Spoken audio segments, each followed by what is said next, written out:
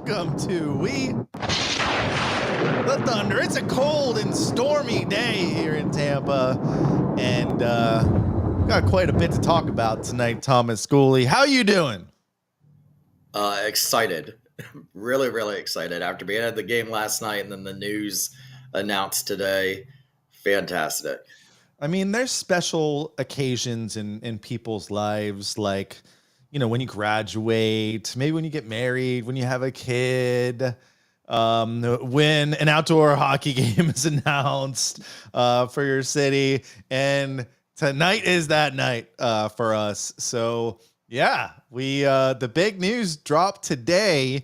We were hearing rumors the last couple weeks that there's going to be an outdoor game coming to Florida, but it was rumored to be down south. They got their game. They're going to do the Winter Classic, which is fine. On I think January 2nd is when they said it's going to be.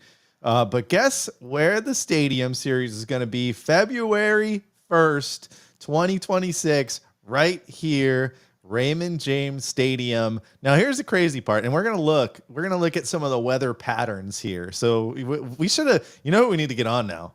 We need to get Dennis Phillips on and give us a true weather report of what he thinks is going to happen. Because what I'm thinking is down in Miami, they're at the Marlins Stadium. They can close the roof if they have to. There's no roof here. There's none at the Trop either. What Dennis Phillips did put out on Facebook was what could possibly go wrong. so the thing to do right now is to invest in these refrigeration companies because they're going to be using a lot of them in Tampa next year on February 1st. Well, like I told you, not our problem. We just get to go find tickets and go to the game. The fine folks at the Lightning and the NHL are going to figure it out. Boston Bruins are going to come to town. By the way, we play the Boston Bruins. They're coming to town tomorrow night. So we get a little bit of a preview of next year's matchup, which will be outside here in Tampa. So super exciting. Like I said, we'll look at the weather here. We've also got a host, Trey Matthews, jumping on from Locked On Devils. We play the Devils on Saturday. So he'll be jumping on at 7:30, and we're going to talk a little bit about this horrible losing streak since the last time we played. We're going to go into some of the Gasparilla gear. This is not the new Gasparilla gear. This is last year's. And then I also want to talk about Josh and Rachel. This is the new, what was the guy from Friends? Ross and Rachel. This is the new Ross and Rachel. So we want to track down Josh or Rachel or figure out what this was. And of course, a new weekly challenge because nobody won last week's weekly challenge with all those losses. So I guess we got to stay on this whole Stadium Series thing, right? Yeah, I do. There's been several people messaging. I see it posting not only in Thunderbolts, but in several different groups and on X also. So the emails went out today from reps saying that if you are a BFL Bolt for Life and you are in good standing in 25-26, you will get early access to be able to purchase tickets at a discounted price. So it will not be included in anybody's ticket plan, but you will get a chance. So if you're a Bolt for Life member, which is the new term for season ticket member, next season, you will get an early opportunity to purchase tickets. There is also on the Lightning's website, there is a form and a lot of people, if you get the emails that the Lightning sent out, there's a form in there for you to sign up to ask how many tickets you are interested in. It goes up to 8 or 8+, it says. So you can go and fill that out, and someone from the Lightning will contact you when they're doing that. So that is all the information any of the reps have right now. That is any of the information. This is usually something the NHL does. The tickets for this year's did go on sale in October of last season, or October of last year. So if you're looking at when they might actually start going on sale, September, October-ish is what it's looking like. Yeah. So there you go. And I put on the website here, and this was basically a link from the Bolts. And if you were not a Bolt member for life, you basically got a whole 2 sentences about what's going on and fill out the form. So if you're not on the Bolts mailing list, you better get on that mailing list now and figure out how you can get these tickets. There's one thing we need to do. We need to make sure that there are way more Lightning fans than Bruins fans, because Bruins fans are going to come down here to try to enjoy this game. So I spent the last 30 minutes trying to find the best site to show what's going on here with the weather situation. February 1st, and remember, we've talked about this for a long time now, but February 1st is the day that they picked. And I remember Greg Wolf coming on maybe 2 seasons ago talking about like the NHL studies weather patterns. They might control the weather for this, and they've done the research. So I'm assuming that this is the day that they came up with that's going to be the safest day to have this. And remember, they'll probably hold off on picking that start time. I'm assuming it's going to be 8 o'clock. It's going to be, Yeah, it's gonna be a night game. It's definitely gonna be a night game. not necessarily if it's, well, it's going to be tricky, but if it's going to rain at night, they're not going to want it at night. Right. So good news is we got 13 months to just think about this. But let me try to zoom in here. Oh, it doesn't let me really zoom into this page that well. Oh, there we go. So let's go back to 2020. Let's look at like the last 5 years here. So let's view the weather February 1st, 2020. And if we take a look here at the February 1st, let's look at 6 o'clock, 62 degrees, dropping down to 57 at 8 o'clock. I don't know the requirements really to be able to play a hockey game outside, but that seems about probably what we're going to get. 60 to, 50 to 60 degrees if we're lucky. No rain. It looks like it rained earlier in the day. Let's go to the 21st and see what that looked like. 2021. 21st. Little bit colder, 52 at 6, 8 o'clock, around 8 o'clock, 51. I think that's a little bit better. That's kind of like today. Let's go to, as I call it, the 22nd of the 2000s. And we've got, oh, this would not be good. 72 room temperature at 6 o'clock. And then around 8 o'clock, I don't know why it keeps snapping to 53, 68. So that would not be ideal. And by the way, obviously I haven't looked at this yet. 2023, almost 80 degrees at 3 o'clock. But it did dip down 76 around 6, 71. I don't think that's going to be ideal. I think they're going to be hoping for colder than that. No rain that day, at least. And then again, we got 66 was the high last year. 57 at around 8 o'clock. I guess wouldn't be too bad. And you know what? Screw it. Let's go back to 2000. I know we got global warming and all that stuff, but let's just see what it looks like. About the same, 63, 61, actually a little cooler that year. So, I mean, we can Just look. everybody in Toronto is going to be pointing their fans this way. Yeah, I don't know how they're going to pull it off, but, if they decided they're going to do it, oh, you're way too big there.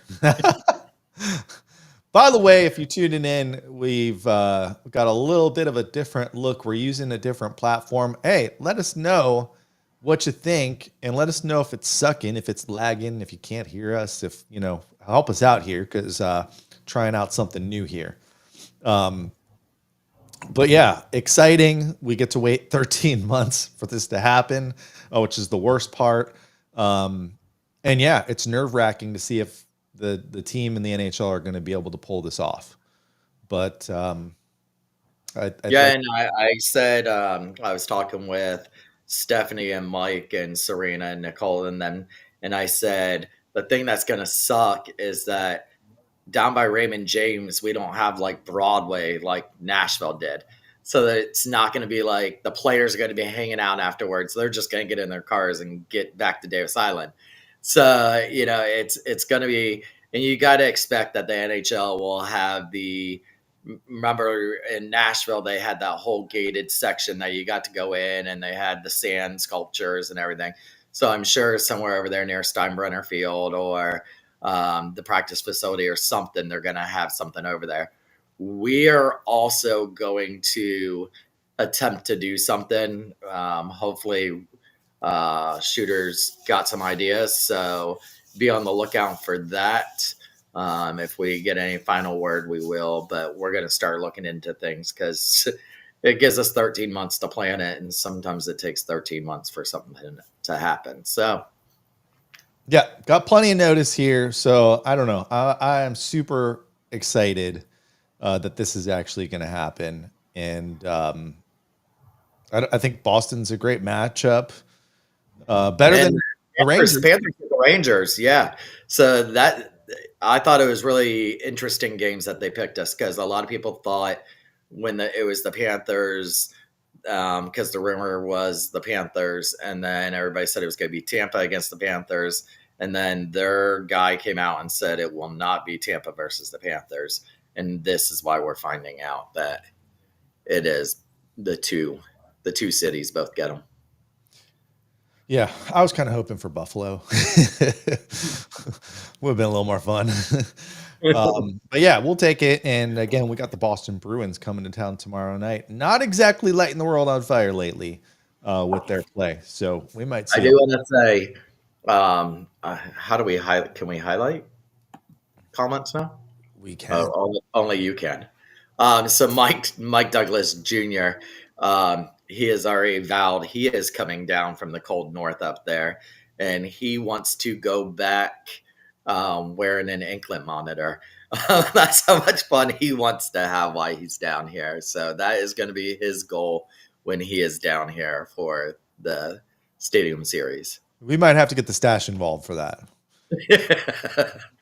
Just to make that a sure thing. And hey, Doris. Doris says you're looking good, Thomas Schooley. Thank you.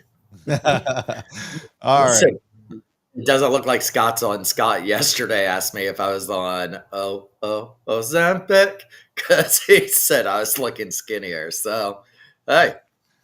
That's why we switched to this new platform. Usually the camera adds 10 pounds. This one actually subtracts 2. Not enough. Not enough. But yeah, let us know if you like it. And actually, let's try this out. Let's break out to a different section here. And does this let me actually show you guys the poll here and how to participate in it? Of course not. Again, sorry, we're just trying to figure this out as we go. Hey, that's one way to do it. There's a QR code right there. You can scan that, and we'll put it down here. I'll stop moving it around in a second. You can scan that, or what I'll do is I'll put the link in the chat, and I really couldn't think of any great questions. That QR code just has them start their own podcast. Well, we encourage everybody to start their own podcast. Let's do it this way instead. Again, we're just trying to figure this out. Let's do where I will put the link in the chat. And if you want to vote for what you think the Lightning's biggest need is right now, let's just see if this thing works. So go ahead and vote on that. I do want to actually put some feelers out. There was an incident last night. I mean, we broke a 4-game losing streak, but the biggest story of the game was a love connection that was not meant to be. And I really want to figure out, look at this. The people are voting. It's working, Thomas. It's working. Bottom 6. I don't know how, because I can't get the link to work. So good for them. Only working for the smart folks out there. So we'll come back and visit that. But if you guys want to start to vote what our biggest need is right now, we're getting close to starting to talk about the trade deadline here. But let's go back here, and I want to pull up this image. A lot of you guys probably know what I'm talking about already because you've seen it. I know Jody posted it, Bleacher Report, everybody posted it. This was from last night's game. Josh, I think we're better off as friends. Thanks for the Bolts ticks, though. Rachel. All right. This is a call to action. For anyone listening or anyone that sees this, you got to get us in touch with Rachel or Josh. Maybe we'll have both on the show and try to work this thing out. But I at least got to talk to Rachel to figure out why you would do this. Because we and Thomas were talking about it before the show. You got to pay to put something on the Jumbotron. Wait, I want to know, the people watching, do you think this is real? Okay, so here Michelle says she thinks it's a bit. I think it is too, because number one, this would have had to have gone through a ticket rep and then Bolt's Vision, or it would have went straight to Bolt's Vision. And I don't think that would have been something they put up there. So I do. I think it's a bit. So we'll see. But I don't think this was real. All right. Well, we got to find out. Because the other thing is it's not during an intermission. They only do this was it during intermission? Nope. 14:45 in the first period. Is that the beginning of the game? No, you're right. It is intermission. It is intermission. That says INT right there. So it was during intermission. I still don't think it's real. I don't know. I don't think it's real.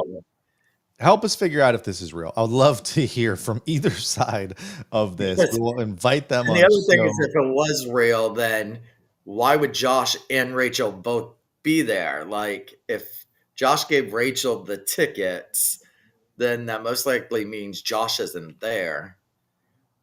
No, Rachel's a savage. Josh was sitting right next to her.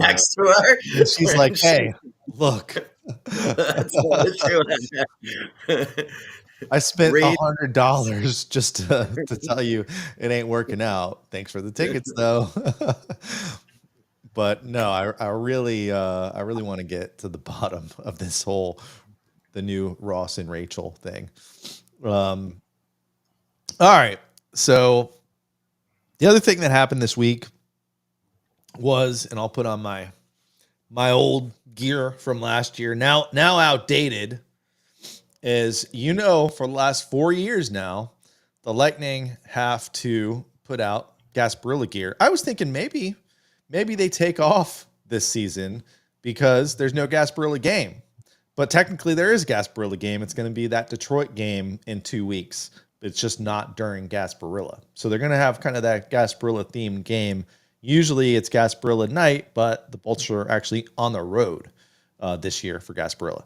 So anyway, they're still going to put out the gear here. And this is where we get to get real judgy and tell you what we think. And honestly, I haven't really looked at a lot of this stuff yet. But let's take a look. And to me, just off the first bat of what I've seen, it just looks like some of the same stuff, and they have yellow or gold eyes, right? Yep. But you've got your hoodie, you got your sweatshirt, black on gray, black on black. No jersey this year. Those gold eyes. I'm sure there's going to be trotting out a jersey at some point. Now, do you have a favorite, or are you just a hater of all of it? You got the nice hat here, couple hats. Hater of all of it. Why? You don't like the gray? No, I don't like it makes me think of like Venom or something from Spider-Man, when all you do is really see the eyes. I mean, the best picture of any of that is with the gold background there on the can koozies. They even have a special Bolt for Life only shirt with it, because the Bolt for Life members got to go the night before it was released to everybody else and go preview it, and not a fan of it. I think it's okay. I just think it's everything's very similar. So Uh-huh. I'm curious if you're out there, if you're in the chat, if you're watching this later, tweet us. I'm curious, Chris, what you guys think of some of the new merchandise that's here. And if you haven't seen it yet, yes, it is out. Tampa Bay Sports Store. I'm sure they're going to have it at the game. If they, I don't, did they have stuff at the game yesterday? Yeah. Yeah. So it's out there. Get it while it lasts. Usually, the stuff like this, they order a lot, and when it's gone, it's gone.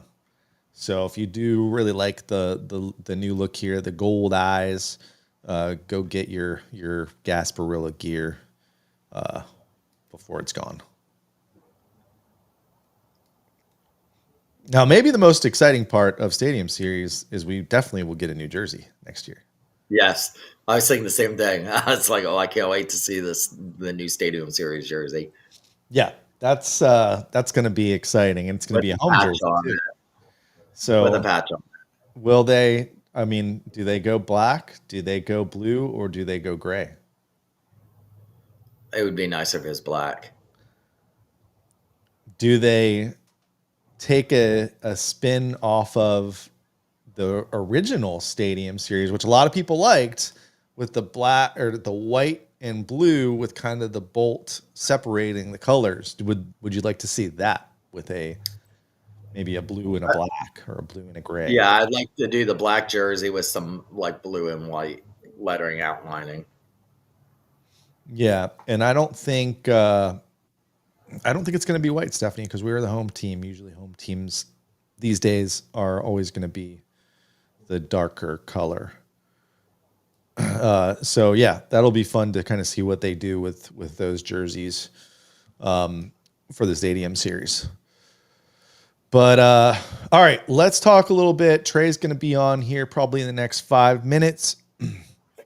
What were our predictions last week? I think I was like, yeah, we're gonna go You said two to and one. yeah, and you said No, 3. no, I thought we were going to lose against the Kings. I think So we both said 2-1. I don't remember now. I have to go back. Anyway, we're not very good at this because they lost all of those games on that West Coast trip. I feel bad for, a lot of folks like to take road trips for these West Coast trips with the team and go to all the games. And I saw a lot of people did, and they lost all of them. That sucks. But, starting off with the Sharks and, a team that you got to beat. I know the Sharks were on a little bit of a hot streak, but got to beat those teams like the Sharks, and you can put the Ducks in that category too. The Ducks were not playing good hockey. The Kings are a really good team in the West. They're a top 3 team in the West, so that was the one that I kind of had pinned as a possible loss. But yeah, to go down the way they did, they weren't playing spirited lightning hockey whatsoever. They only scored 1 goal a game, which is not very lightning like. And the power play went dry. They did score a power play goal. I think it was Gensel versus the Ducks for their only goal. But the power play took a little slide, bounced back. I think they scored a power play goal last night. What do you think happened? These guys just I don't think it ended up counting as a power play. At least they didn't announce it. I thought there was still 1 second left, and when I looked at the replay when I got home, it had 1 second. They did not announce it in the arena as a power play goal. last night's goal, so it wasn't. Let me see what the NHL actually has it listed as. Because I thought Paul Porter was going to come up and say what power play goal, and he did not say that. Now, a lot of the NHL is calling Nick Paul's a power play goal. a lot of Lightning fans that the team loses 2 games in a row. We lost 4 games in a row in the last week, or week and a half. A lot of Lightning fans really panic when this happens. What was your thought of this little 4-game snafu? Well, and I know we're about to have Trey on, and I wasn't sure what time he was coming on, and I had posted this in Thunderbolts that the Devils, who are the hottest team in the league right now, went to California and also got swept. all 3 games. So when you went in and saw that and seen, and they only had 4 goals on that trip. We averaged 1 goal a game. They averaged 1.33 goals a game. They got shut out in one of the games, and the other 2 they scored 2. So I thought once I saw that, then okay, but it's okay. We're gonna be fine. Get them out of the way, get back home, and look. Last night they crawled till literally the last 3 seconds. Yeah. Carolina made it a game there with that second goal to tie it up in the third. And luckily, Mr. Braden Point, what a move on that goal with 50 something seconds left. I was sure he was going to flip that because I don't think anyone's got a better backhand shot than Braden Point on this team. So I was sure when he got in a position to flip that backhand up, he was going to shoot it. And I guess the goalie probably did too because he pulled it to his forehand, and that was a beautiful goal. And credit to Cooch too, who's had a rough patch of games here and really didn't play great last night. You could tell he's in his own head with his game right now. And I'm sure he's just frustrated that he's not scoring multiple points a game, whether it's goals or assists. But you can tell that guy's frustrated, took kind of a crap penalty. That was a really bad call on the penalty that he took. I don't know if you saw it from the stands or they showed it at all, but it was just, it was not a hook. It didn't touch the Carolina's players' hands at all. But they called it. So, but yeah, this team, I think, still really goes by Nikita Kucherov. Like, he is the engine for the offense, and with him being kind of off his game so far this year, and you can go back to the Montreal game as well that they lost, they've really kind of struggled. So But he has this slump every single year. We go through this talk every single year. We see it posted on all the pages. Remember, they did that whole meme with him as a turnover, as the little dessert turnover.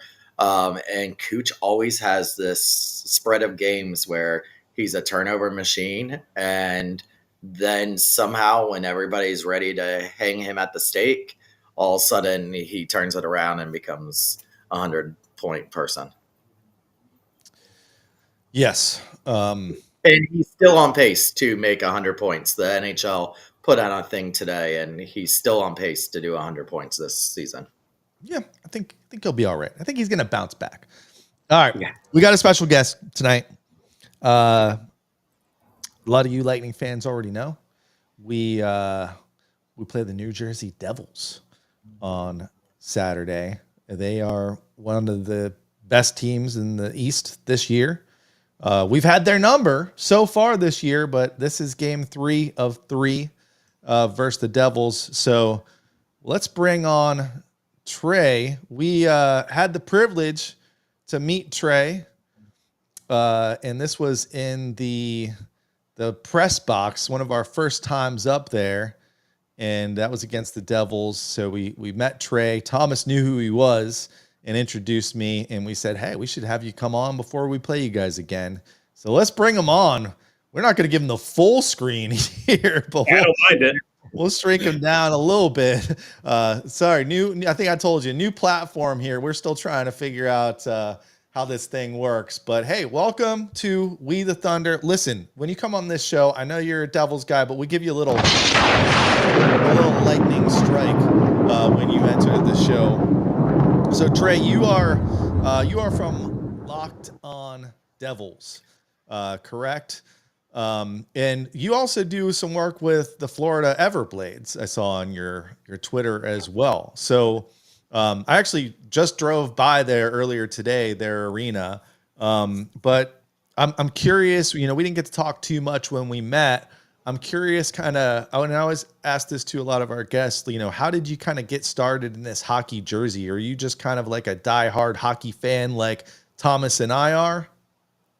Well, it's a long story that goes back to this certain. I'm just joking, but thank you for the introduction. And just what I need to hear more of, Thunder, while I'm living in Florida. But on a more serious note, I got started in this industry back in 2019 during my sophomore year at Adrian College. I was working for their television station, and I got thrusted into hockey play by play by complete accident. So on my second day of the job, the original play by play announcer, he bowed out.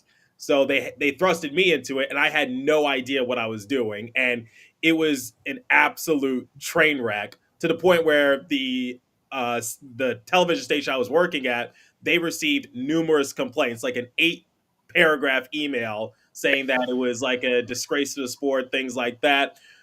Despite all that, I was just instantly hooked. I was like, I want to involve myself more in the sport of hockey, and I'm going to do whatever it takes to learn more about it and fully invest myself into the sport, like I just said. So I bought a hockey video game, NHL 19. PK Subban was on the cover, and I played that video game religiously nonstop until I could recite the rules, the regulation, and then come early 2020, before the pandemic, I was named the play-by-play voice for the Adrian College women's D1 team.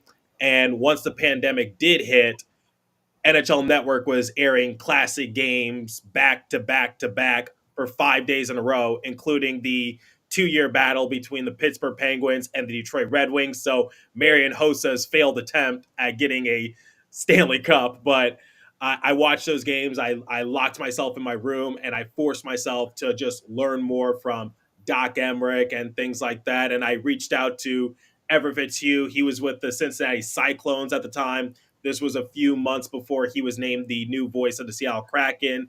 Ever since then, he's been my mentor. I got myself a job here at the Locked On Podcast Network. I'm sorry, I say here at the Locked On Podcast Network, just force of habit. But it kind of forced me to watch more hockey, and I chose New Jersey Devils because I was on the East Coast. I lived near the New Jersey area, and I built that show from the ground up. When I took over, it had a 2-star rating, barely any followers, and I really committed to it. And in terms of meeting the quota of episodes, I've only missed a deadline once in my 5-year span. And through time, effort, and hard work, I've been able to climb my way up in the rankings, if you would. So after Adrian College, I got my master's at Arizona State University, and then um, I got my credentials for the New Jersey Devils. And I'm missing out a few other stuff, but I don't want to eat up a chunk of this episode just talking about me. I totally understand it because I came on and saved this show. So I get what you're saying here. But you had a 1-star rating. now I started a Lightning fan group on Facebook. I want to say it was like 7-8 years ago, and part of the thing that I always wanted to do with this group was to be in the know of every single team. So over the years, I follow each team on Twitter, and then I kind of try to find their beat writer or an insider for their team or something. And so I've been following you for a while. And so when I saw New Jersey on the schedule and I knew we were going to be in the press box, I immediately went to your Twitter and I saw you said you were going to be in there. I was like, okay. And then you just happened to get sat in front of us. We're sorry. Which is weird. Which was weird because usually they have the Lightning personnel on one side of the press box, and they have those are the important people. Yeah, those are the important. Those are we just got the invite to go hang out with them. Okay. So we get kind of that far spot at the end. But hey, we're happy to be there. People have to sit on the top of the away side. So that top side is always saved for the different scouts, and then it's also different Lightning podcast or local publishers or something like that. Like everybody that was on that top row do some kind of either podcast or a local show or something with the Lightning. I was actually sitting next to one of my colleagues, Josh. He's the host of Locked On Lightning, so that was kind of cool that we kind of had that moment just sitting by each other and both working at Locked On. Locked on, locked on. Um, so New Jersey Devils, for some reason, Lightning have kind of had an up and down season. This year, you can tell that we're a more complete team than last year. We've had the Devils number so far this season. Doesn't mean anything in hockey, really. You guys could put a whooping on us on Saturday night. I'm curious kind of what your take on the Devils is. We were fortunate enough to have Jim Mill on, and he's one of your pro scouts. So we were talking to him last month a little bit about the Devils. Is this a Devil team that is built to make a run in the playoffs this year? See, I think they're a really good team and they're having a really good season. But in terms of being a Stanley Cup contender, as you guys know, that's a completely different animal. Being a playoff team and a regular season team are two completely different things. So my thing is, and I talked about it on my respective show, I think they're just one piece away from being legitimate Stanley Cup contenders. I think their biggest issue is getting more scoring depth on their bottom six because Dawson Mercer, he's not going to put up the points consistently. Eric Holla is now out with an ankle injury. He's not really going to put up points consistently. Paul Cotter, he went a lengthy period of time without recording a single point, but in his last 5 games, he has 3 goals. And this one hurts a little bit, but Tomas Tatar, he had a really good year a couple seasons ago when he was with the Devils. His first stint with New Jersey on that Nico Hischier and Dawson Mercer line. But he, with all due respect to him, he's not the same person he was a couple years ago, and he's been a little disappointing. So I think what the Devils really need is to look at the trade market and see if you can get more scoring on your bottom six, because I think that's one of the reasons why the Devils have been shut out so much this season, because despite their success, they've been shut out 6 times this season, which is unacceptable. They're tied with the Nashville Predators for most opponent shutouts. Wow, that's actually wild to think about. I think and one of those rumors to maybe be traded to New Jersey is for his second stint, Taylor Hall. I saw your face on that one, and that has been getting a little bit of traction because he's definitely, they've made it very clear he's up for grabs. And, I saw you post today or yesterday about Holla. He's got a no move class. He ain't going nowhere until he decides he's going somewhere. Yeah, and I'm sorry.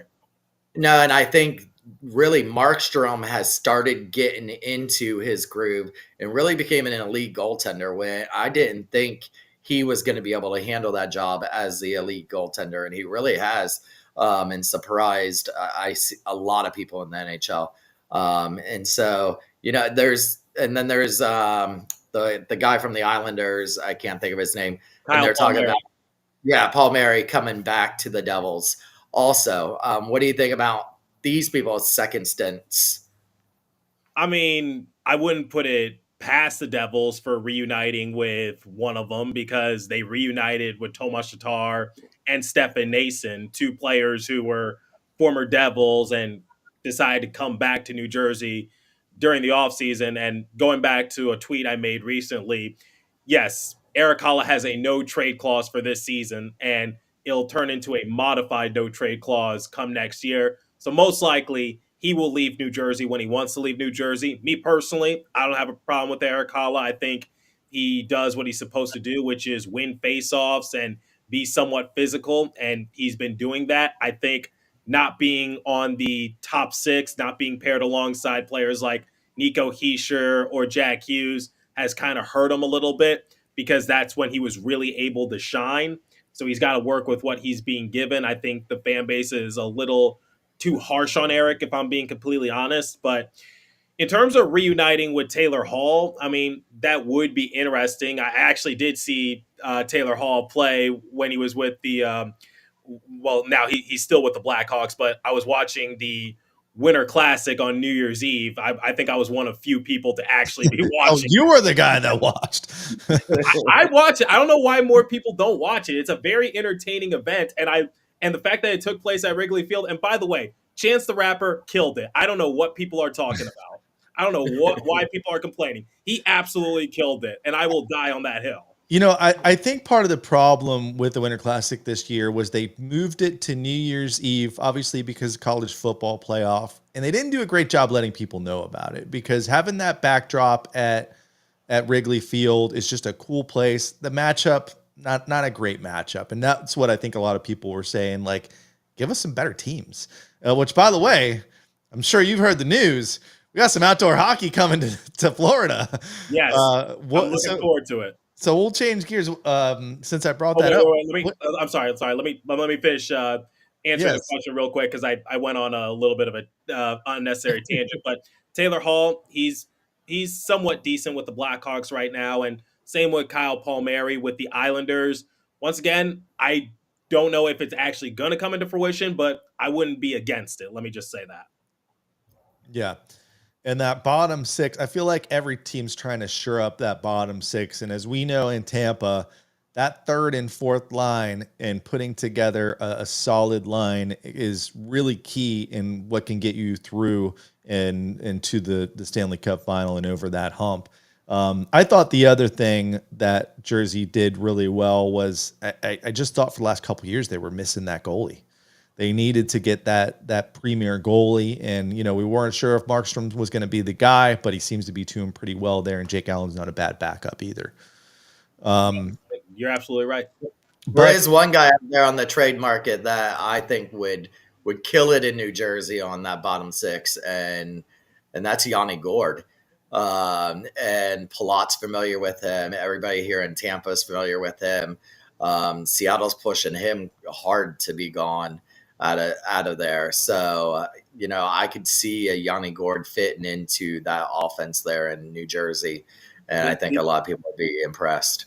The Seattle Kraken are actually my second favorite team to watch from a fan standpoint, just because my mentor is one of the announcers. So I'm very familiar with Yanni Gourde. I actually interviewed him a couple years ago when I was going to school at Arizona State at the time. And obviously the Coyotes were playing at Mullet Arena, which was our home rink. So I got to cover a few games, and after a morning skate, I interviewed Yanni Gourde. I thought he was one of the better Kraken players on the roster. And you just brought up a real pain point for me, because I really wanted to go see a game at Mullet Arena, and that was crushed. You still can. Well, I want to see an NHL game. I want to see the Lightning play there, but that dream was crushed when the Utah hockey franchise was formed. But I got a new dream of watching an outdoor game in Florida here. I'm not worried about the Winter Classic. Panthers, they can have fun. I was reading today the New York Rangers are like 6-0 in outdoor games. So have fun with that. Although I don't know what next year's New York Rangers team is going to look like. But we got ourselves a game here in Tampa. And I was telling Thomas earlier, the difference between the Miami game and this game is they're playing in a baseball stadium and they can close that roof if they need to. Raymond James Stadium's got no roof on top of it. And we were looking at some of the weather patterns here. 60s seems to be the average, in the 60s. It's a risky thing to be doing this. What are your thoughts on the NHL kind of taking a risk here to play these games? I mean, haven't they done it in a warm climate before? Didn't they do an outdoor game in California years back, if I recall? Yeah, but I feel like California, you don't have to worry as much about the rain, and I think the weather's a little bit more predictable. But you're right. They've done one other one in a little bit warmer of a climate. I don't think they've done a place as humid as Florida before, though. Well, here's the thing. It's like, okay. I'm not a Floridian. I've only been here for a few months, but based on this type of period, I haven't really experienced that much rain, if I'm being completely honest. Were you here for the hurricane? Yeah. Yes, I was here for the hurricane. I'm talking about in this particular time frame. Yeah. Like from January to February. Yeah, no, and that's one of the things we did notice when we were looking at those weather patterns. It seems like there's not a ton of rain in February. I think the big question is, what happens if we get a little bit of a warm streak and it's 80 degrees out on February 1st. But Well, I hope the NHL uses its resources to adapt. That yes, that's my big thing. I hope they do that, but I'm sure they gotta prepare for a lot of other things. Like, what if it rained in Chicago? It rains in Chicago too, or like, what if there's like way too much snow and the roads are icy? So the city says shut down. No one can come to work or go to a game. Things like that. You gotta just adapt. yeah, and we know we've been talking about this on this show for a couple years because there's been rumors the last couple years. Hey, they're looking at doing this, so we know the NHL has been studying this and trying to figure out like if this will work, how it will work, and when the best time to actually do this is. So I'm going to trust the NHL on this one, but we're super excited with the news kind of dropping today. Also, even excited for those Florida Panthers to get a game. Now I'm looking at the standings. New Jersey sitting up there on top on the Eastern, and then you look at the bottom. When it comes playoff time, literally no New York team right now will be in the playoffs. The only one in that little area right there is going to be New Jersey. Um, no Philly. No, I was born in New Jersey, South Jersey, so most of my family roots for the Flyers up there. But when I first started getting into hockey, New Jersey Devils was my favorite team until we got the Tampa Bay Lightning here in Tampa, and then of course they became my team.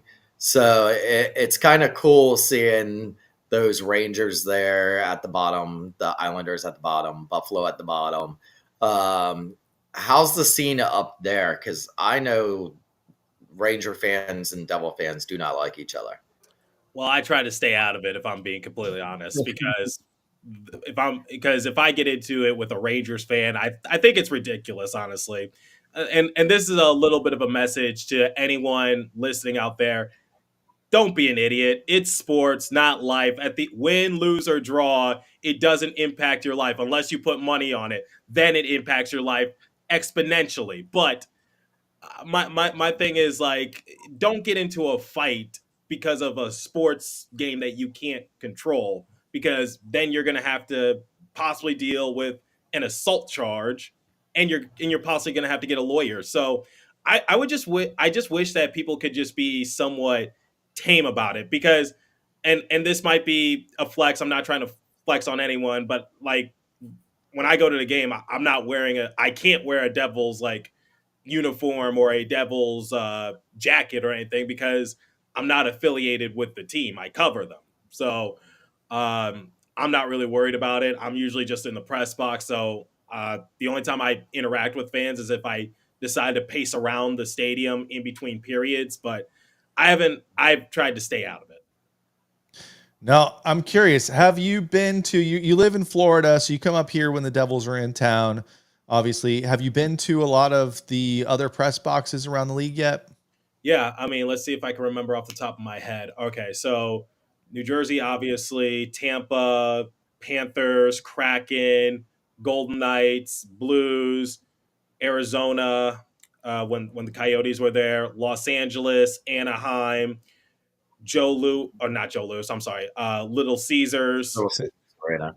Um, I think that's about it. I might be forgetting one, but yeah, I've been to about 10 or so press boxes. So we're never probably going to be in another press box. We're lucky the Lightning lets us go up there when we want to, or when they let us, I should say.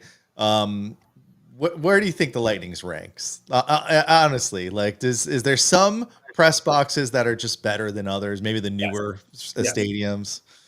The best one I've been to is Amalie Arena. So Tampa Bay. Oh, look at that! So Are you just being honest, or I'm is being completely honest. So the reason I like it so much is that it kind of reminded me of the Los Angeles press box, but a much smaller version of it. The chairs were nice and comfortable, got a good view of it. And the reason why I put Amalie Arena above it is because in Los Angeles, I needed to go through like three security guards in order to like get to the elevator to get to the press box. So I'm just like, yeah, there's no sneaking into the Staples Center. I had to go through more security guards than I would at an airport. I'm not even joking. Because I was just like, hey, can I find the locker room or something like that? Oh, you have to go through this metal detector. I'm like, I already went through a metal detector. Can you just point me to the locker room, please?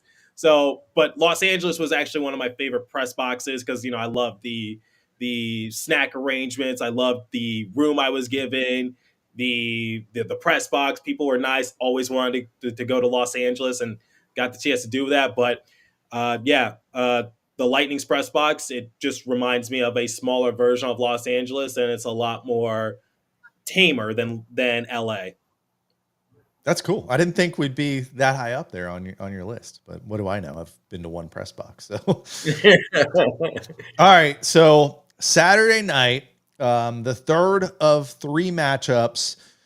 I mentioned we got the best of the Devils the first two matchups, and we got you pretty good in both those games. That game up in Jersey was a pretty entertaining one for Lightning fans because it was the first time this season that the team went off, and we've done that more than a couple times at this point this season. But that second period up there, which historically Lightning on the road in second periods is a dark place, but they reversed the curse up in Jersey in that game and just went off. And then very similar to the game that was down here in Emily last month, where you had if I remember correctly, a close game in the first, and then the Lightning just kind of offense ticked in and they took off. Do you think it is just a case of we match up against the Devils really well? And what should Lightning fans kind of watch for? Us diehard Lightning fans, we're really focused on our team a lot in these games. What's Cooch doing? How's he playing? The offense kind of rolls with him. Is Vasi on his game tonight? If not, they got no chance. But what should we be looking for when we play the Devils? Because, hey, who knows? We could be seeing you guys in the playoffs if you make a deep run, and we do too. Right. So I think going back to the first game, the Devils, they were just in a bit of a slump because they had limited practice time, limited time to like learn Sheldon Keefe's system because they had to end their preseason and also their training camp early because they started their season in Prague. So they're starting their season in a different country. And I think it took them a while to really find consistency and trust in one another. So I think the Lightning really did capitalize on it. And I'll be honest, going into that matchup, I was not expecting for the Lightning to score like four power play goals, or if I recall correctly, they were really good on the power play in that first game, if my memory serves me well. But because I was waiting for Steven Stamkos to let a shot go in the. Oh right, he's with Nashville. My fault. You'll be waiting a while. Just a little joke for you guys. But in all honesty, I was just like, okay, Stamkos isn't there anymore. I don't think their power play is going to be as lethal because you don't have that strong shot coming off the stick of Stamkos. But I was wrong. They were really good on the power play in that particular game, and they dominated the Devils in the middle period. And the Devils did try to mount a comeback, but it was just too little, too late. And I think Jake Allen also in that game had a big blunder in which he basically knocked the puck into his own goal. So, that was not a good outing. That was one of the worst losses of the season. And the game I was at, game 2 of this matchup, the Devils were just completely fatigued in that game. And you could just tell because prior to playing the Lightning, they were already playing Florida twice. And I think at that point, they just ran into Vasilevsky, who was just red hot. And I believe that game, he was also celebrating his 300th career win. So he was riding a lot of momentum, and the Devils just had no answer. Markstrom was good in between the pipes, but unfortunately, the Devils just couldn't generate any offense. So one of their 6 shutouts this year came at the hands of the Lightning, and that was just a story I ran with it on my show, which is Vasilevsky was just really good, and the Devils had no answer. And that's what happens when you're going up against one of the best goalies in this generation. Yeah, no, we that was a celebration night for Vasi, who's had a couple with some milestones this season. So, and he was on top of his game with the shutout that night. Um, what about Saturday? I didn't realize Thomas had mentioned it earlier before you jumped on. You guys also just went through a West Coast trip. Our West Coast trip did not go well. We just snapped a 4-game losing streak. 3 of those games were in California over the last week.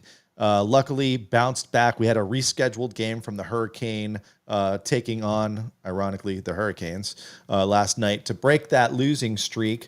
So the team's feeling a little bit better. We do have Boston coming to town tomorrow, but then we hit the road to go play you guys.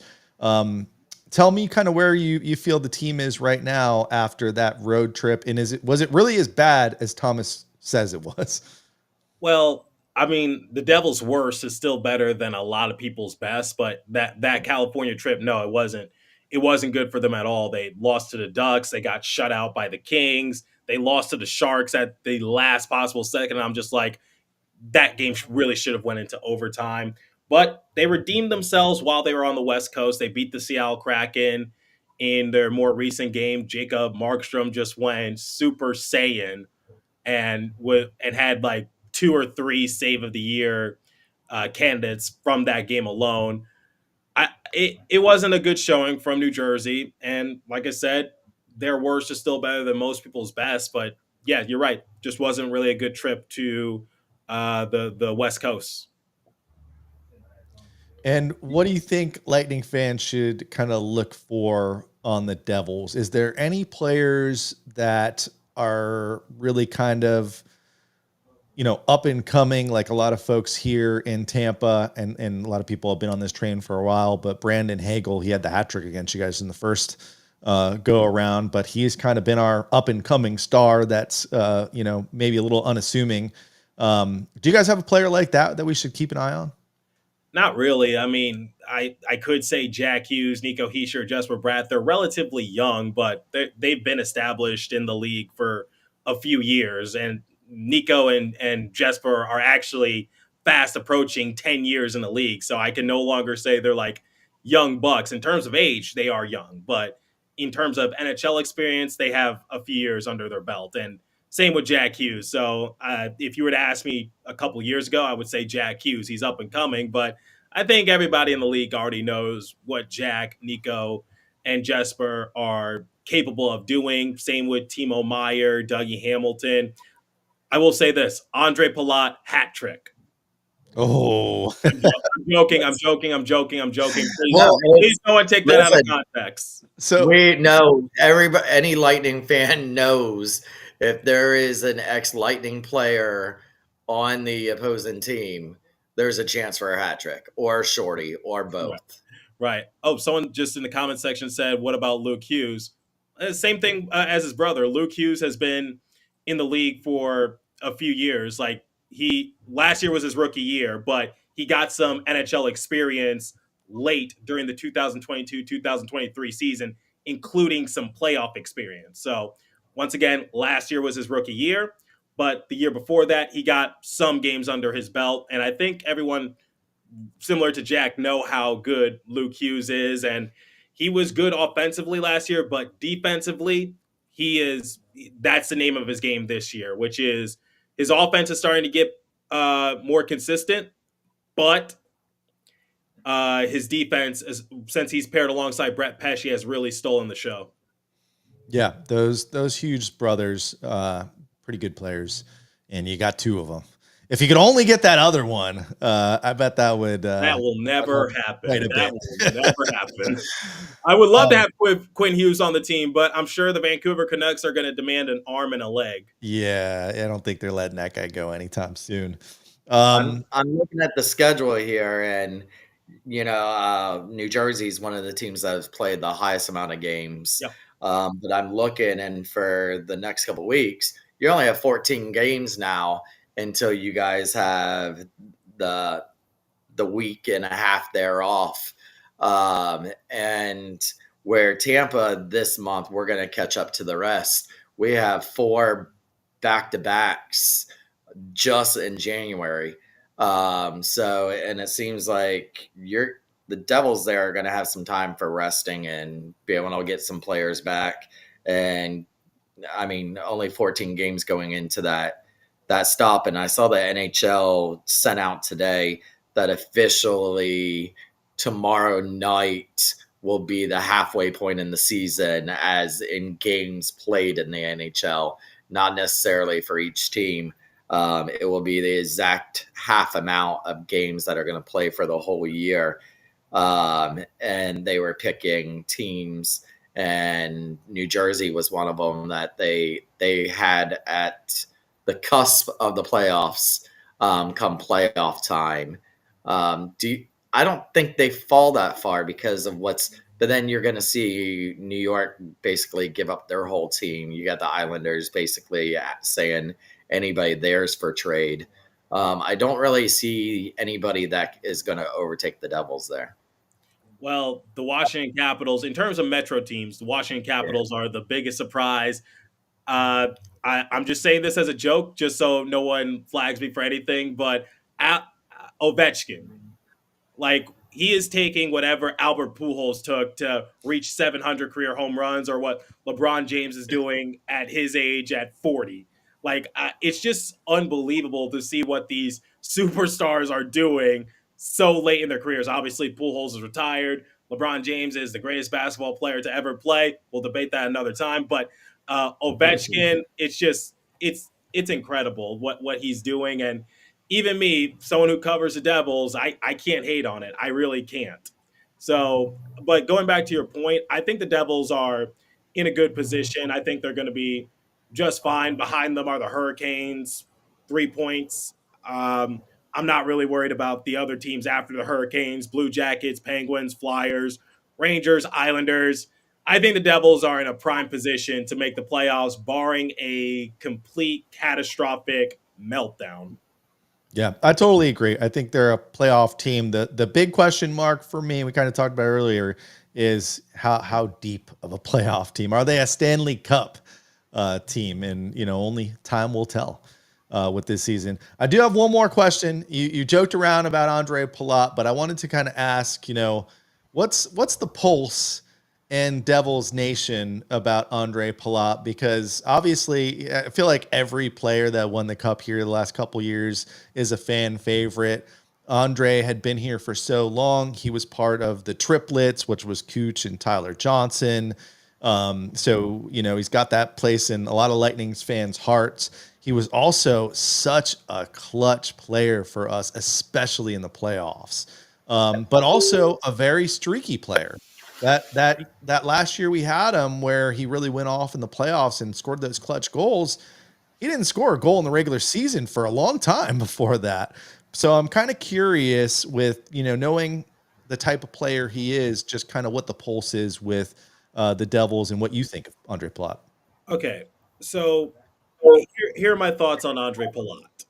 I think he is a good player, but the problem is his contract, because the Devils signed him to a 6 year, or I'm sorry, a 5 year, $30 million deal. Now, why did they do that? Well, the Devils at the time were trying to pursue Johnny Gaudreau, may God rest his soul, and Johnny Gaudreau decided to sign with the Columbus Blue Jackets. So the Devils had to go to their backup option, which was Andre Palat. And I'm sure Palat's camp was like, "Look, we knew that we weren't your top option, so cough up some more money. Otherwise, you might miss out on us as well." Because the Devils were trying to swing for the fence that offseason. They were trying to get people like Alex DeBrincat, Kevin Fiala, Matthew Tkachuk, all those big name players that were available in the market, but they whiffed at them. So they settled with Andre Palat. Now, the thing about Andre Palat, and I think this has been on full display this season, is that his job is to create possession of the puck. And he does that for someone like Jack Hughes and Jesper Bratt. To start off the season, Andre Palat didn't register a single point. But once Sheldon Keefe paired him alongside Jack Hughes and Jesper Bratt, you saw, while not consistently, Palat started to put together some good points. And also from a defensive standpoint, between him, Bratt, and Hughes, he's obviously the more defensive minded person on that particular line. So my thing for Andre Palat is like we've seen it. We've seen him elevate his game come playoff time because it wasn't Jack Hughes, Jesper Bratt, Nico Heischer, Timo Meyer, Doug Hamilton a little bit because he had a game-winning shot in this particular series. But going back a couple years ago, the Devils played the Rangers in round one of the playoffs, and they overcame a 2-0 deficit and beat the Rangers in seven. It was players like Andre Palat and Eric Halla that really elevated their game that helped the Devils propel past their Hudson River rival. So going off of everything you just said, yes, Andre Palat, he's a clutch player. I talked about it when the Devils first signed him. He's not really going to rack up that many points consistently, but that's not really his job. He's not a bona fide scorer. And his job is to create possession and take sort of the burden off of Hughes and Bratt's shoulders. I think the reason why people are so quick to bash on Palat, he's like the whipping boy, is just because of his contract. And he has a no movement clause. So he's not going anywhere unless he wants to go anywhere. And do you take a lot of part? And I forgot he was even behind the bench until you just said that. The addition of Sheldon Keefe. This team has the markings of a Keefe team on it. Do you think that he was the right fit there in New Jersey?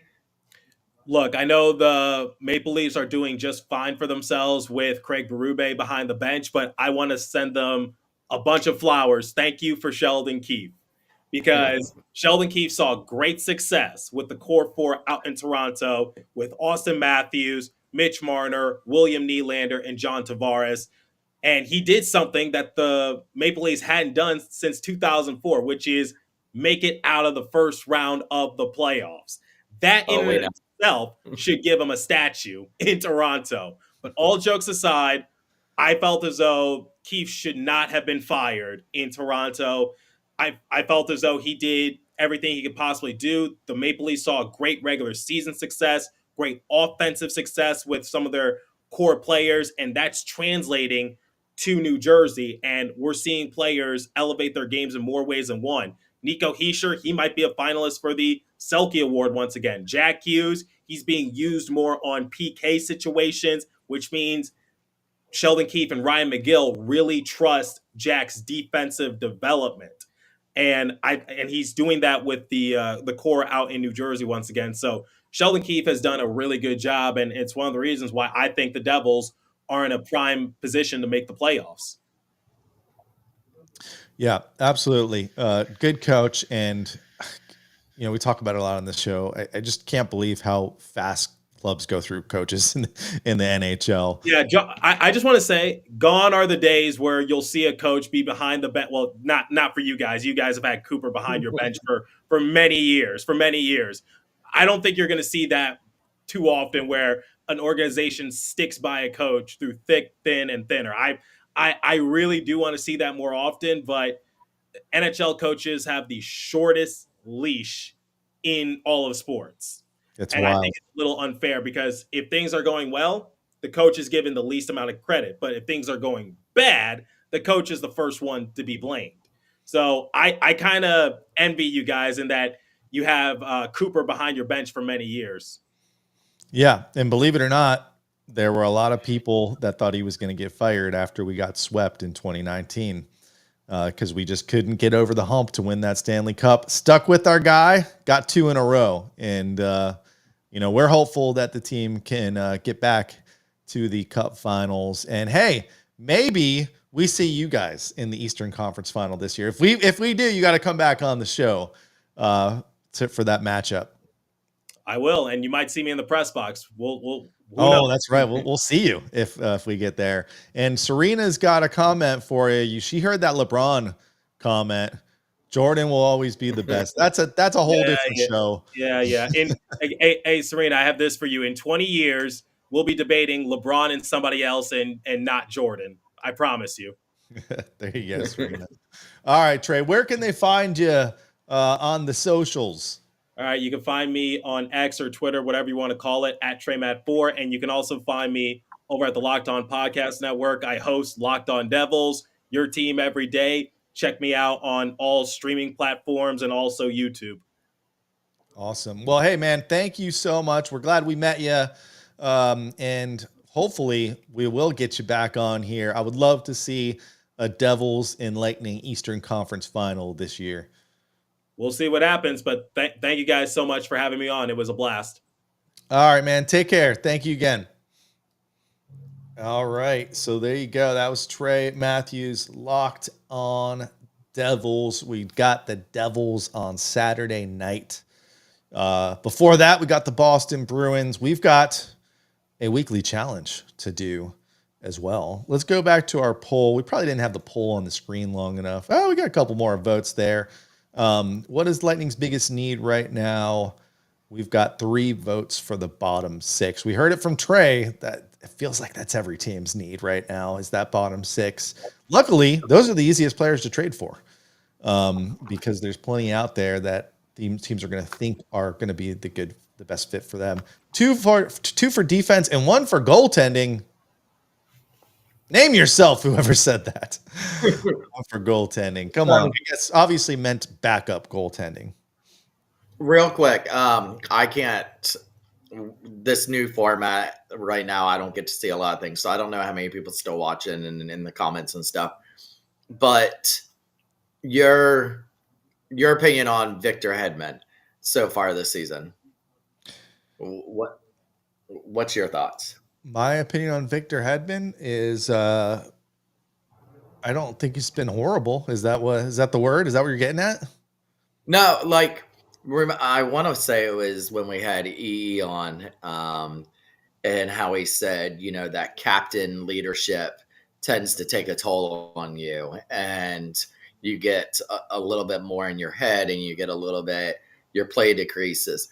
And what I just thought about it, because I was saying it to somebody last night at the game, you've seen this renewed in Jonathan Tavares with the Maple Leafs. And what happened this offseason? They stripped the captaincy from him and gave it to Austin Matthews. What's happened this year? Austin Matthews' play has went down. Tavares' has went up. And I'm wondering if people think that Hedman's not the Hedman he has been in the future. And he said that he thinks some of it is that C on his chest. And I see Stephanie. I think he's just getting older. He's getting older. That's true. It's true. He's a big guy. I mean, a lot of big guys don't last that long. Don't look at Zdeno Chara. But no, I think Hedman's going to be fine, and I think he was playing good with Mosier. He's playing with Radish now, with Mosier out, which I don't think is the best fit for him. We saw a lot of that last year, and they were okay. But I think his play's fine. Maybe he feels like he's got a little bit extra weight on his shoulders with that C on his chest. But I'm not worried about Victor Hedman. I wish he would maybe shoot the puck a little bit more accurately at some times. He's got a great shot, don't get me wrong, but accuracy, he doesn't have that Erik Karlsson shot, And last night's game, they seem to be giving him a little bit of more space than the other guys on the power play. So he needs to recognize that. And when they give him that space, he needs to be that shooter on the power play. So, yeah. But if you want, let's strip him of the C and let's give it to Mikey Eyssimont. We don't have to worry about him being under too much pressure, right? Yeah, exactly. Just give it to somebody that, isn't going to take away scoring. But, and when he said that, and I had said something about how he just seems different this year, and he's like, that C does put a lot of weight on a player once they put that on. And then I see, Tavares, and I was like, oh, same thing with him. He had the C, and they wanted to hang him in Toronto. He drops the C this year. They give it to Matthews. Matthews isn't playing up to what he had been before. Tavares is doing better than he was last year. And I'm like, oh. Carefree when you don't have that C. Yeah. Stephanie says, he is a step slower for sure. He does turn over the puck more than usual. I think he's always turned over the puck. Every defenseman does, especially when you're playing as much as he does. Serena says, I think Radish would be better with Lilleberg when Mosier gets back and Perbix sit. I think Perbix has played pretty well recently. It's funny. We were talking about this last night. We went live, not Thomas, but I went live to kind of test out the new stream stuff. And I was talking about how Perbix gets so many like really good scoring chances. It seems like he gets a lot of like passes right on his stick and a scoring chance. And it's like, that's the last person we want to have that great scoring chance. But to Perbix's credit, some of the goals he's had this season have been freaking awesome. Like they've been some highlight reel type of goals that you just don't expect from him.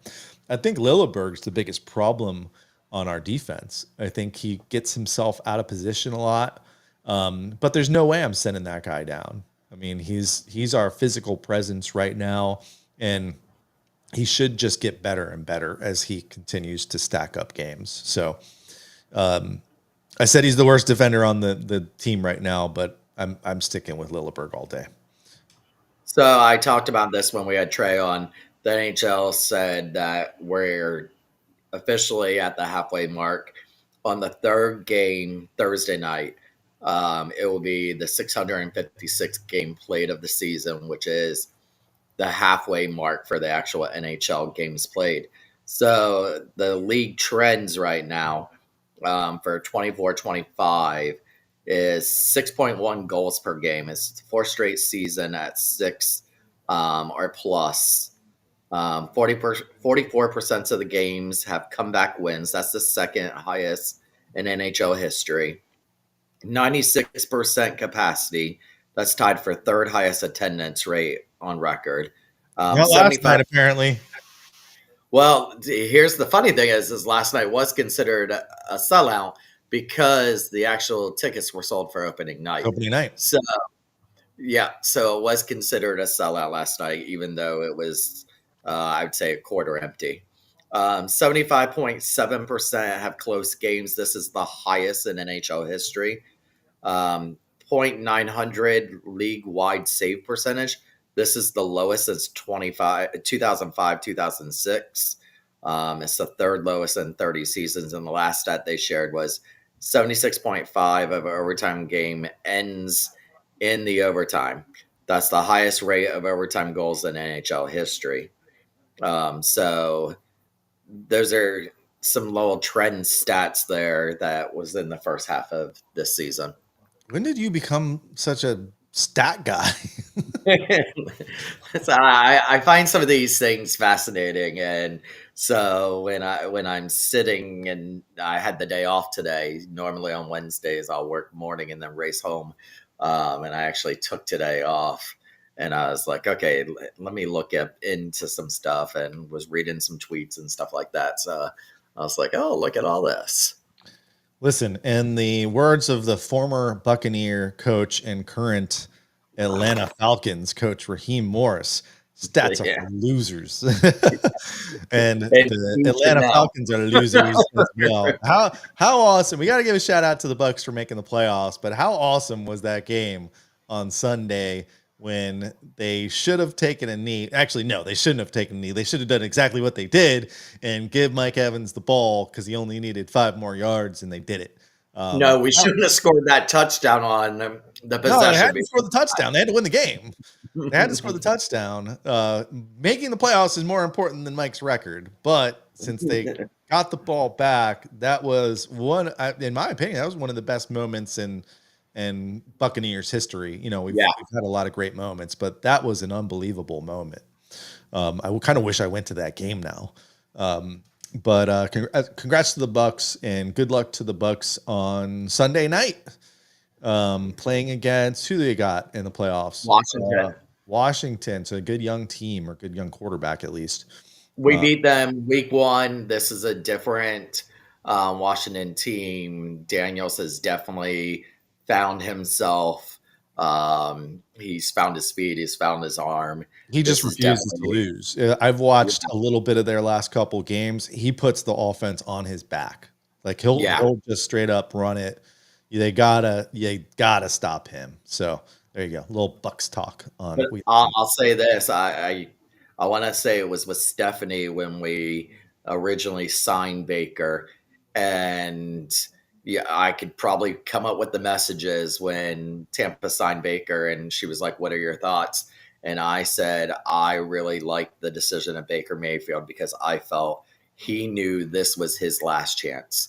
You know, he had been benched and backed up so many times that if he didn't make it in Tampa, this was it for his playing career."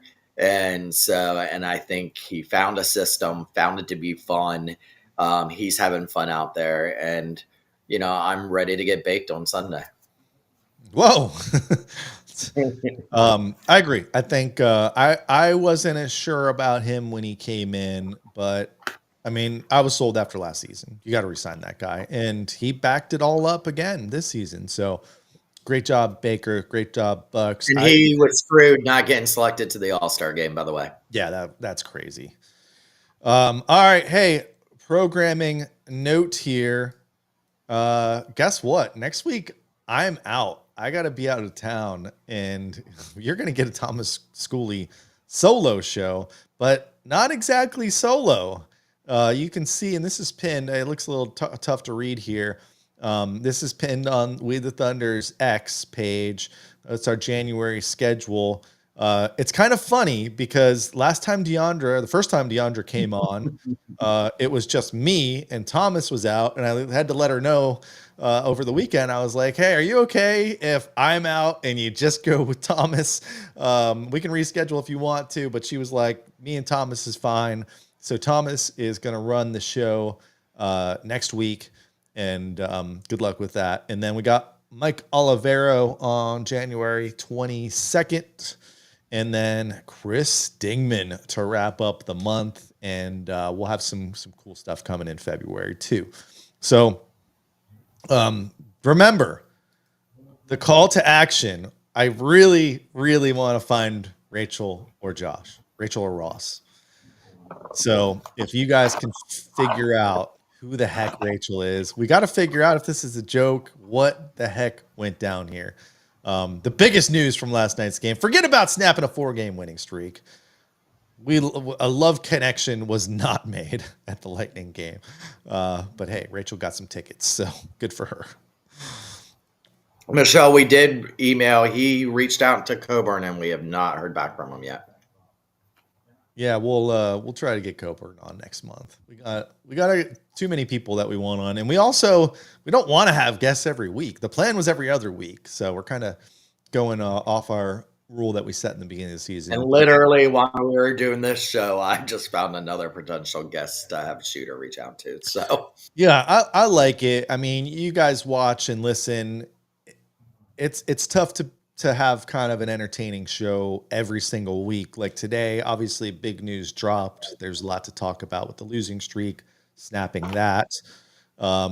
It's great to have some guests on to kind of change it up. And hopefully you kind of like some of the different guests that we've had on as well. But I still want to go back. And I told Greg when I saw him a couple weeks ago that he's got to still get on here. And who else? Jay Retcher is going to get on here before the end of the season. So let us know, tweet us, and let us know if there's anyone else you want to see on this. Congratulations to Jay.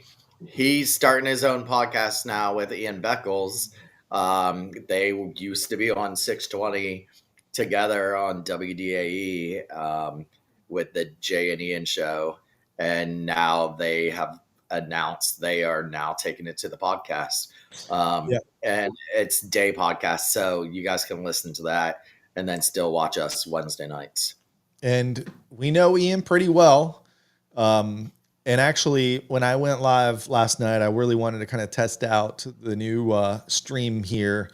But I also want to do more of those streams during the game. It's fun if you tuned in. We actually had more people watching that one we had tonight. But it's probably because Thomas is here, so a lot of people tune out. But we did trivia during commercials and during intermission, and more of kind of just shooting the shit than this show. So keep an eye on that. And the reason why I bring that up in Ian Beckles is because Ian Beckles has a place called the Dignitary Cafe. I would like to do some of those live streams during the games at the Dignitary Cafe. Unfortunately, that place flooded out during the hurricane, so they're kind of remodeling right now. But hopefully by the end of the season, they'll be up and running so we can go there and kind of do some remote watch alongs. So, and the idea of that, by the way, if you didn't tune in, is, we just go live. We can't put the game. I had someone ask on YouTube, like, why aren't you showing the game? We can't show the game. We tell you what time it is when we're watching, and you got to kind of time up your stream with our stream or when we're watching. But it's fun. It's cool to watch the game virtually with you guys and with. Yeah, we did it. We did it one day at Shooter's house, and it was fun. And he made us burgers, but he hasn't invited us back over his house since then. So. All right, maybe I'll invite you over. I am due this cooler weather. It's cold outside. It's got me wanting some chili. I might make. Do you like chili? Yeah. All right, we should do. You got to come over. We'll watch a game. I'll do the Shooter chili, and you do the live taste test. Nah, my chili's the bomb. And for anyone that's out there, John jumped on last night when we were watching the game. He was on most of the time with us, actually. Ty jumped on, if you remember Ty, towards the end. And hey, it wasn't till Ty jumped on till we broke that tie at the end. So maybe we need to have Ty on more often. But yeah, I know there's a lot of people out there. Said nobody ever. Said nobody ever. I know there's a lot of people out there watching. A lot of people seem to join this as we're on the tail end of this show. Most Wednesdays, unless we let you know in advance, we start at 7:00 on this show, and you can find us in your podcast feeds. Sometimes it's just the audio. Sometimes I will post the whole video in the podcast feeds, and some of the podcast feeds don't do video. It's just audio. But we want you to join us live. You can interact, and we'll put your comments on the page and stuff. So every Wednesday night, we're going to keep doing it. And I think I am going to do those watch-alongs for Team USA when we get our little break here for the Four Nations tournament. So stay tuned for that. Thomas, you got anything else? Are we ready to get the heck out of here? And wanted to do the weekly. Oh, shoot. Yeah. You're welcome. Man, what would I do without you? We're not gonna have a weekly challenge next week because I'm not gonna put that on you. All right, listen. I'm gonna fill this out. I guess I gotta post the link for you guys. So hold on. You get the big Thomas Schooley for now. It's a punishment. All right. We're doing the show next week.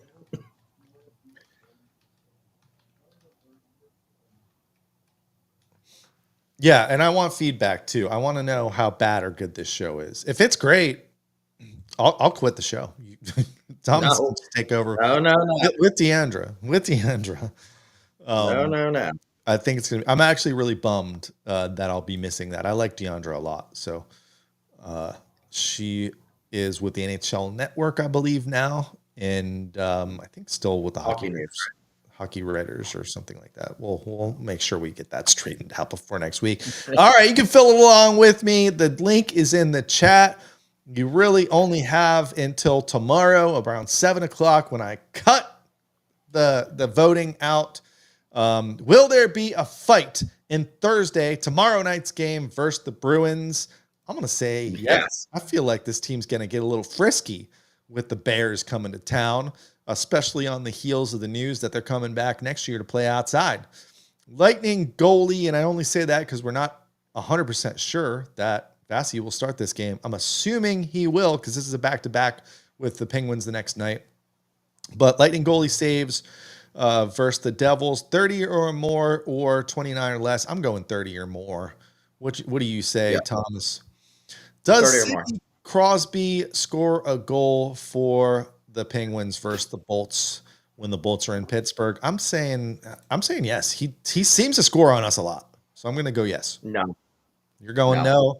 And then we're going to go total goals for the Tampa Bay Lightning versus the Bruins. This is when we're on the road playing them.